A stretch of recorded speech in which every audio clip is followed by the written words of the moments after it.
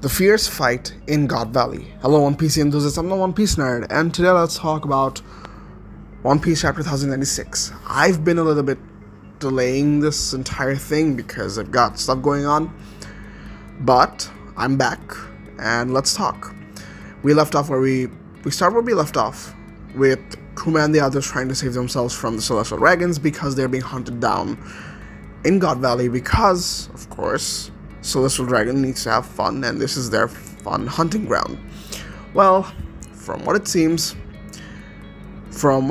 it is basically a nightmare for every common prisoner that are there. There's literally no chance of escaping. And the Celestial Dragons, as crazy as they are, as sadist as they are, is having fun taking lives of innocent people. Which is exactly what they're doing now. Not even leaving children behind, and in fact offering higher points to Celestial Dragons or Holy Knights who are killing these children. So, sort of crazy, but at the same time, it's them, it makes sense. And well, we will have to continue. Before you move on, make sure to like and subscribe. It helps the channel a lot. Now that you have, let's begin. Well, let's just talk about the elephant in the room, Rocks Pirates, and what I had predicted for it, and look what I got. My prediction for the entire thing, in summary, was that Rocks wanted to come to God Valley for him to gain access, for him to take hostages of Celestial Dragons, so that he could attain a kingdom for himself from the world government, which is exactly what Blackbeard is doing, but with Marines. Rather, it's quite the opposite. The world government is the one that poked the Beehive Island, Hachinosu, and somehow took their treasure, but miraculously, I don't even know how, took their treasure, and now Rocks is after it. This also shows a little bit of dynamic within Hachinosu. Remember, someone in Hachinosu said that Rocks went for it first, which basically goes to show Rocks probably wasn't even the king of Hachinosu. He was just there. He wasn't the captain. It was the Rocks Pirates, alright, but Hachinosu, in and of itself, didn't belong to anyone. Or, from what I guessed first is that Roger made it there, and then he screamed out the Rocks went to God Valley before him, but that doesn't make any sense because the treasure's already been stolen, and the reason why, of course, Roger came to God Valley is because he got to know that the famous treasure of Hachinosu is now in God Valley. And how did that happen? Ginny being the other prisoner with Ivankov that was there, that met Kuma, she basically let the information out that, the God Valley has these sort of treasures. And if you want, they're going to hell, there's gonna be this festival of Celestial Dragons, trying to look for that treasure, and the treasure is here, blah blah blah, and the world knows about it, which is exactly why Roger made it there. Now, Rocks is there, Roger's there, and Garp has to be there somehow. Garp wasn't there to protect Celestial Dragons. Garp was there because he wanted to fight Roger. The mentioning of Rocks, from what we knew before, Rocks was a formidable crew, and it terrorized the entire world. Garp was on vacation. Even at the mention of Rocks, he was fine with it. He was like, yeah, you guys can handle it. It's no big deal. You guys got this. In fact, he even had the confidence to say that the Holy Knights, or the guards there, which I would presume are the Holy Knights, are capable of taking down Rocks. So this completely changed the dynamics of how Rocks was ruling the world at that time. Even if it looks to me as though Rocks was just a rookie, or in fact sort of like a growing pirate. Sort of what Luffy was after I would say Whole Cake Island, or even after Dressrosa. Not a rookie, but sort of big player in the new world, trying to gain prominence. And then at the sheer mention of Roger, Garp makes his way to God Valley. He was so terrified of Roger even at that point that he had to go for it. Whether it be Garp's rivalry with Roger alone, or the fact that Roger actually was formidable enough for Garp to be there. He knew that Roger couldn't be taken down by anybody else. Either way, to Garp, Roger has a more frightening presence in his eyes than any other pirate. with that being said, this sort of provides an insight into the whole dynamic, or just goes to show Garp and Roger's rivalry as a whole. And now we also get to see the Rocks Pirates. The Rocks Pirates are, in fact, exactly the way we thought they were. Sort of crazy, big, powerful, crazy people with no leadership, with no formation, just not dozen, but like literally a handful of strong pirates coming together, being their own captain, leading their own way, forming a pirate crew. Rocks apparently probably isn't in fact the leader, because the way Whitebeard and everybody else is disrespecting Rocks. Rocks, on the other hand, sounds more like Luffy. That, hey, I'm going after the treasure first, and he sounds reckless, exactly like Luffy. But that's a video for another day. For now, what I can say is, some revealing members, of course, is that the old hag in Amazon, I literally do not remember her name, was a part of Rocks.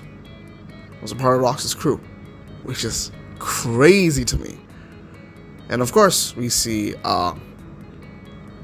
Shiki, we see Whitebeard, Captain John, Wang Ji, everybody else there.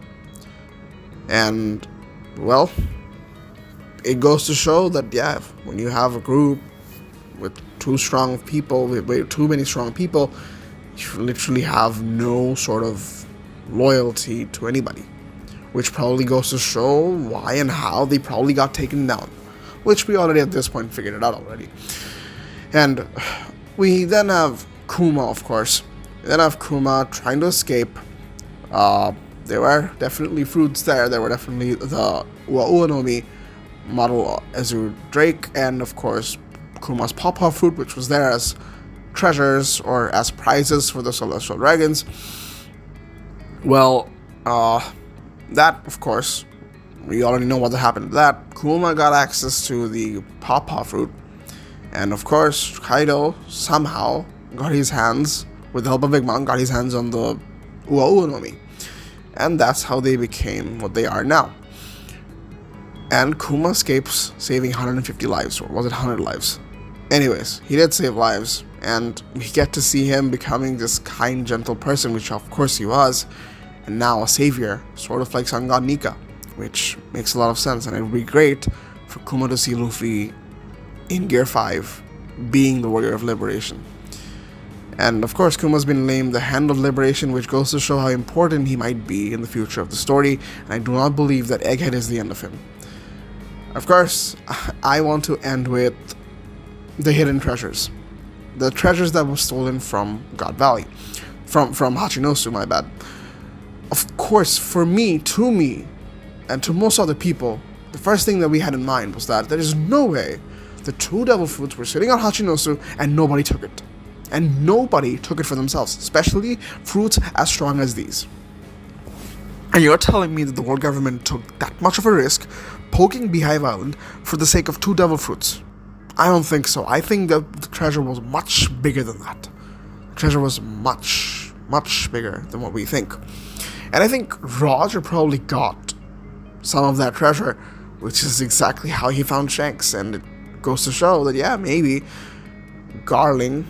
Figurlin Garling, finding out that, yeah, Rocks is there and everything else, maybe the mother of Shanks, whoever it may be. I don't think Garling had that responsibility, of course. Mother of Shanks, let's just say, put Shanks in a treasure because he knew they were in trouble, and that's how Roger got his hands on Shanks. And the treasure, in fact, is much, much more significant than what the fruits are. I would like to see what the treasure was at some point. Of course, we won't get to see what actually happened in God Valley, the fight, the way it ended, what happened to the Rocks Pirates, how did they separate, who tagged up with whom, of course, considering the dynamics.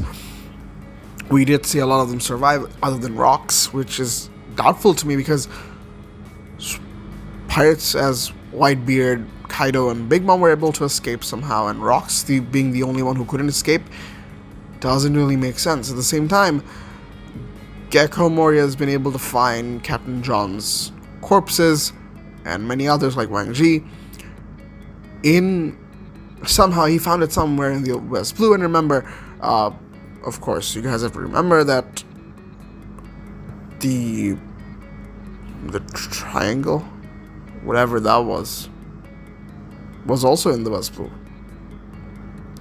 Thriller Bark was also in West Blue, and well, which also gives an explanation. Like we didn't know that God Valley was from the West Blue, which is why when Shanks mentioned that it's from my whole hometown West Blue, he was probably born in God Valley.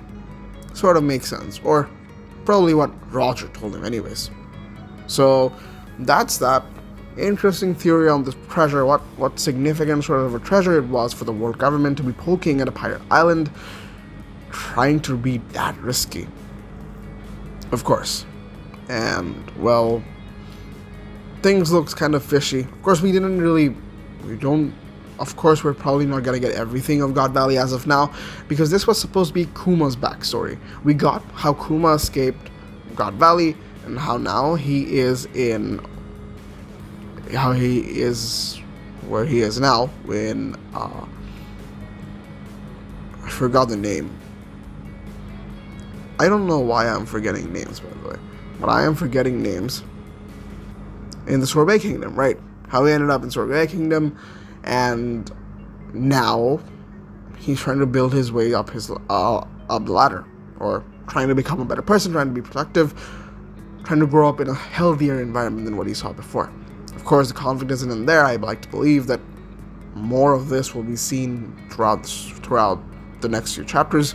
I don't think Kuma's backstory ends here. There's a lot more to what this comes from. How he becomes king of the Sorbet Kingdom, how the world government gets hands on him, how he's named as a hierarchical king, and how he ends up being a warlord.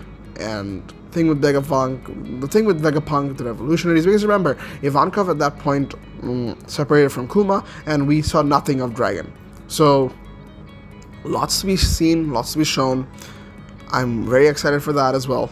I'm sad that we only got this much from God Valley, but definitely from the way it looks, we'll get to see more of it in the future. That's it for the video. If you guys enjoyed, make sure to like and subscribe. Have a great day, and peace.